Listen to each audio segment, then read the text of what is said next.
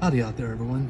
Today we're just going to take a quick look at this Kino Lorber 4K Blu-ray release of Steve McQueen in The Hunter, a 1980 film, Steve McQueen's final movie, and one that I think showcases some terrific practical effects and stunts, and largely done exclusively by Mr. McQueen. And sadly, of course, he was actually riddled with cancer as he was filming this, so there are moments in the movie where you see, especially upon close-ups, a real pained look on Steve's face, and it's one of those things that's just sad because, of course, I think he would have continued making good movies for many years to come. He definitely passed way too young, but I was, certainly a fan of his. Obviously, The Great Escape, the original Blob, where he plays a 40-year-old playing a high school student. I mean, it's a pretty funny part for him, but even then he showed why he was a star.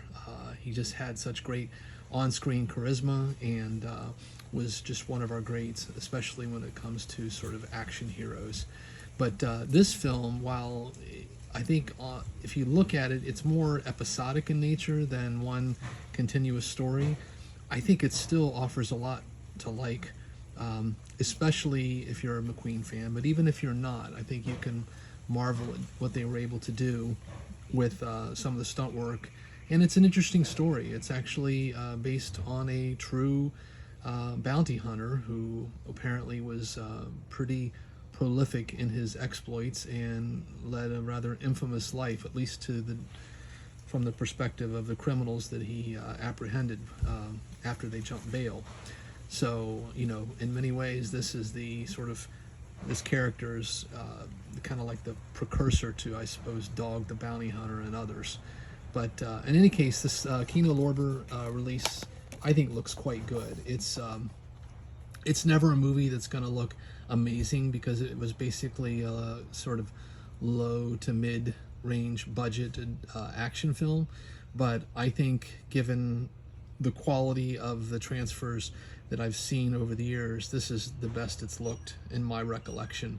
I remember watching this actually on HBO back when they first started, and were just trying to put anything and everything on their calendar. I mean, they didn't have a lot of films yet to play, and it seemed like this got a lot of airplay, and I enjoyed it. I especially remember his little pouch gun that he used there on the upper right hand corner image, and I also recall the great scene where he's being chased by or rather chasing a Trans Am driving through a cornfield, and of course just destroying that poor farmer's crops.